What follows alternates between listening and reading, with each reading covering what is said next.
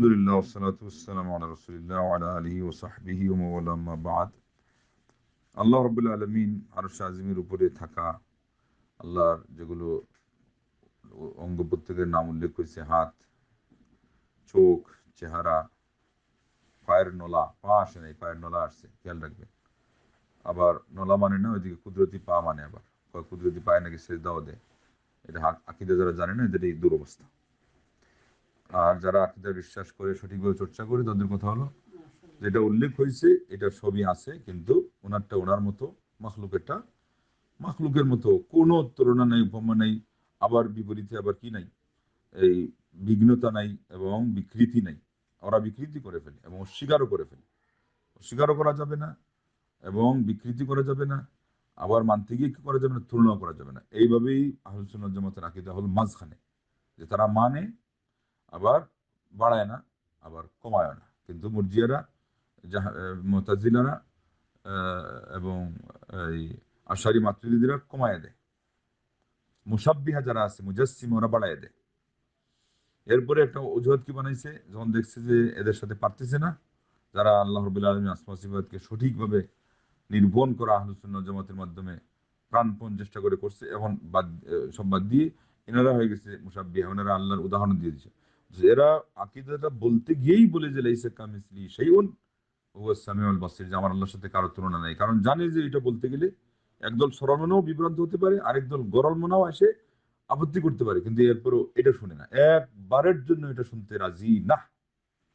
আল্লাহর বান্দা চোখ কান বন্ধ, কিন্তু ওই সঠিকটা শোনার জন্য কান খোলা নাই, আর বেঠিকটা ছাড়ার জন্য কান প্রস্তুত করতে রাজি নেই। তাহলে আল্লাহ কি করবেন? সম্মুন বুকমুন অমিয়ন, তিনটা আল্লাহ রাব্বুল আলামিন টাইটেল দিয়েছেন, মুখ, বধির এবং অন্ধ। কানাও না, অন্ধ। আল্লাহ আমাদেরকে যে এই রূপ থেকে হেফাজত করছেন, শুকরিয়া আদায় করতে হবে এবং এগুলো ভালো করে শিখতে হবে। যেই শব্দ আসে নাই ওটা আবার বলা যাবে না, কান আসে নাই কান বলা যাবে না, কিন্তু শোনার কথা আসছে, শোনার কথা বলতে হবে। এইভাবে আগের উদাহরণে বুঝে গেছেন যে পা শব্দ আসে নাই, পা বলা যাবে না। আর কুদরতি দিয়ে কোনো সিফাতকে ব্যাখ্যা করা, এটা হলো সম্পূর্ণ ওই সিফাতকে অস্বীকার করতে গিয়ে কুদরতি হাত, কুদরতি পা, কুদরতি চেহারা, এগুলো সব হলো ভাওতাবাজি, ভণ্ডামি এবং মারাত্মক পর্যায়ের বিভ্রান্ত দলের আকীদা। মোহাম্মদ সালেহ হুসাইমিন রাহিমাহুল্লাহর মন্তব্য অনুযায়ী এগুলো সব ওই 72 জাহান্নামী দলের আকীদা। উনি তো বলেছেন ওই আসমা ও সিফাতকে কেন্দ্র করেই উম্মতে মুসলিমা 73 দলে বিভক্ত হয়েছে। ওনার এটা গবেষণা আর কি। তো এখানে তো আহলুস সুন্নাহ বলতে এখন আমরা যাদের কথা ব্যাখ্যা দিলাম, এরা ছাড়া বাকি সব 72 দলে শামিল। কি আশআরী, কি মাতুরিদি, কি জাহমি, কি মুআত্তিলি, কি মুআতাজিলি, কি আরো অন্য কোনো যত আছে, কুল্লাবি, আরো নানান ধরনের দল। তো চার ইমামও এনাদের মধ্যে আকীদা তাহাওয়িয়া তার জাজ্জল্যমান প্রমাণ। ইমাম আবু জাফর তাহাবি লিখেছেন, ব্যাখ্যা করেছেন ইবনু আব্দুল ইজ আল হানাফি, দুইজনেই সালাফি আকীদা এখানে লিখছেন, প্রমোট করেছেন, ব্যাখ্যা করেছেন, উপস্থাপন করেছেন, উদাহরণ দিয়েছেন। সমাজকে চিৎকার করে ওনারা আহ্বান করেছেন, কিন্তু এরপরে ওনারাও দালাল হয়ে গেছেন, সালাফিদের দালাল। মৌলানা আব্দুল হাই লখনবী হানাফি ফকিহ, হানাফি আকীদারও মানুষ, কিন্তু কিছু ব্যাখ্যার ক্ষেত্রে তাহকিক করার তার মানসিকতা ছিল, হাদিস দেখছেন। তো যেখানেই উনি হানাফি মাযহাবের বিপরীত কথা বলছেন, বলছে যে উনি সালাফিদের দাল। এই হলো মানুষের একটা বদ অভ্যাস। এরা তো হক পাবে না। হক দুই শ্রেণীর মানুষ পাবে না, যারা বিবেক অন্ধ আর যারা অন্তর্দ্বন্দ্ব, যারা অন্তরে তালাবদ্ধ। কোনো পক্ষ নিয়ে, কোরআন সুন্নাহ ছাড়া বাহিরের কোনো পক্ষকে নিয়ে যিনি গোড়া হয়ে যাবেন আর যিনি বিবেক অন্ধ হয়ে যাবেন, ওনাকে কথা শোনানো যাবে না। এটা আলিমরা তো বলছেন, ইমাম আবু জাফর তাহাবী বলছেন যে লা ইউকাল্লিদু ইল্লা মুতাআসসিবুন আও গাবী, অন্ধভক্তি এটা গোড়া ছাড়া এবং গণ্ডমূর্খ ছাড়া এবং নির্বুধ বেয়াড়া ছাড়া কেউ করে না। আর জর্জ বার্নার্ড শো, প্রফেসর, উনি একজন বিধর্মী দার্শনিক, উনি বলে দিলেন যে অন্তরের অন্ধ যেটা আর বিবেকের আহ, প্রতিবন্ধী যেটা, এটাকে তুমি কিছু শুনাইতে পারবে না, ওর সাথে তোমার কথা বলার প্রয়োজন নেই। কনভারসেশন পর্যন্ত তুমি বন্ধ করে দাও, কেননা ওখানে কিছুই বিদ্ধ হওয়ার মতো, মানে প্রবেশ করার মতো জায়গা নাই, বন্ধ। আমাদের হয়তো আপনারা দেখতেই পান এরা কি পরিমাণ অন্ধ। ইনি দেওবন্দি ঘরানা নিয়ে এমন অহংকার, মানে দেওবন্দি আলেমদের সার্টিফিকেট দিয়েছে এরা জান্নাতে যাবে, অথচ আকীদাতে জিরো, আর মাযহাবের ক্ষেত্রে গুড়া। তাহলে এটা কি এটা আবার দেওবন্দকে নাম দিয়েছে ইউনিভার্সিটি। দেওবন্দ কখনো ইউনিভার্সিটি নয়, এটা একটা মাদ্রাসা। সেখানে আরাবিয়ান ছাত্ররা ভর্তি হয়, তারা সুযোগ রাখছে, কিন্তু এটার কোনো ক্যারিকুলামে ইউনিভার্সিটির কোনো কিছুই নেই, সরকারিভাবেও নেই, বেসরকারিভাবে তো কোনো ইউনিভার্সিটি হলেও তার একটা ক্যারিকুলাম থাকে, তার একটা অবকাঠামো থাকে, তার শিক্ষাগত মান থাকে, তার সিলেবাস থাকে, এরপরে বলা থাকে যে এটা কোন আকিদার। তো ওনাদের ওইগুলো নাই। আবার এটা একেবারে ঘটা করে বলা আছে যে আমরা আশআরি, মাতুরিদি, আবার মাসলাকের দিক থেকে আমরা চিশতি, কাদিরি, মানে যত জগাকে খিচুড়ি, খিচুড়িকে জগার একটা পুটলার নাম হলো ওনাদের সিলেবাস। শুধু এটা না, পুরা বাংলাদেশ, পাকিস্তান এবং ভারত। জাতি কি পাবে? শিক্ষা প্রতিষ্ঠানে যদি এই অবস্থা হয়, জাতি কি পাবে? তার মানে কিচেনে কি সরঞ্জামাদি আছে, আপনি দস্তরখানে বসে কি পাবেন ওইটাই আশা করবেন। পকেটে যেটা আছে আপনার, বাজার সদাই করতে হোক, দান খয়রাত করতে হোক, আপনি কি দিবেন, ওই মানিব্যাগে কি আছে ওইটা দিয়ে আপনি মাপবেন। কুল্লু ইনাইন বিমা ফিহি ইয়ানদাহ আও ইয়াতারাশাহ।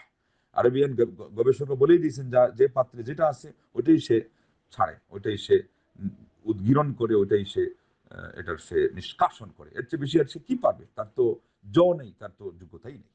আহলুস সুন্নাহ ওয়াল জামাতের আকীদা মামলাকাতুল আরবিয়াতুস সাউদিয়া বালাদুত তাওহীদ থেকে যেটা বিচ্ছুরিত হচ্ছে, যেটার আলহামদুলিল্লাহ আল্লাহ রাব্বুল আলামিন দিক বিদিক যেটার মাধ্যমে এর উন্মেষ ঘটিয়েছেন মানুষের মধ্যে আল্লাহর পরিচিতির, এটা আজকের যুগে এটা ছাড়া আমাদের বাঁচারই উপায় নেই, মুসলমান থাকারই কোনো কায়দা নেই।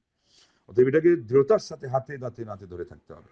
এবং পরিষ্কার যে চার ইমামদের মধ্যে ছিলেন, তাদের মধ্যে সৌদৃঢ় ছিলেন ইমাম আবু হানিফা রাহিমাহুল্লাহ। তার নামে বই, তার নামে ডক্টরেট থিসিস লেখা আছে আমাদের উস্তাদ ডক্টর আব্দুর রহমান আল খুমাইস, ইমাম সৌদ ইউনিভার্সিটির প্রফেসর, বিদগ্ধ আলিমে দ্বীন এবং সুন্নতের জজবায় উদ্ভাসিত, উদ্বেলিত, এমনকি দ্বিগলিত, এমনকি আপনার উজ্জীবিত, আরো বলা যায় যে একেবারে মানে টক বগে উত্তপ্ত এমন মানুষ। কাউকে পাইলে আমাদের সামনে বলতেন যে ফিকা হব্বুন নবী। বাংলাদেশে গেলে জানেন যে এখানে বেদাতে ঘেরা, এদের অন্তর আবর্জনায় ভরা, বুকের মধ্যে শাহাদাত অঙ্গুলি দিয়ে বলতেন, তোমার এই অন্তরে কি নবীর মহব্বতের জায়গা আছে? এরা তো বলতো যে কাজির হোক, অনেক মহব্বত। তখন উনি বলে দিতেন যে হোক আছে না নাই, আমার ক্লাসে যাবো তখন দেখে দেবো।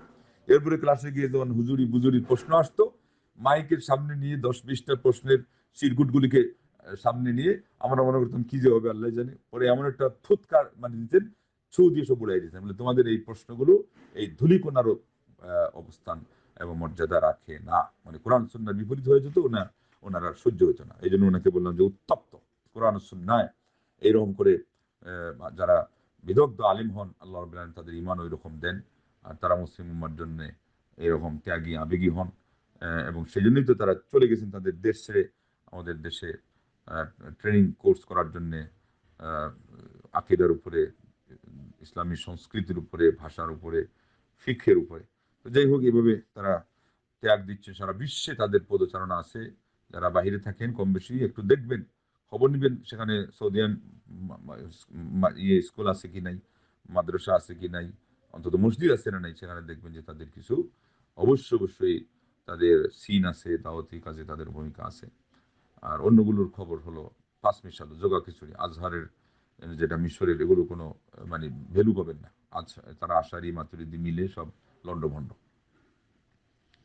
আহলুস সুন্নাহ ওয়াল জামাতের প্রতিনিধিত্বকারী হলো বর্তমানে আকিদার দিক থেকে সৌদিয়ান আলেমরা, মিডল ইস্টে তাদের সাথে যারা মিলে আছে। কেউ হয়তো অন্য জায়গাতেও আছে, কিন্তু আকিদাতে তাদের মতো, যেমন আলবানী রাহিমাহুল্লাহ ছিলেন, এখন ওনার শিষ্যরা মাশহুর হাসান আছেন মিশরে, আবু ইসহাক আল হুয়াইনি আছেন, এভাবে অনেক ওলামারা আছেন। আর আমাদের প্রত্যেক ভাষাতেই কিছু পরিচিত দাঈ আল্লাহ আছেন, তাদের মাধ্যমে এই দাওয়াত আলহামদুলিল্লাহ প্রচার প্রসার লাভ করছে। আরও করুক, আমরা এই দোয়া করি, কামনা করি এবং সবাইকে আমরা এর প্রতি আহ্বান করি।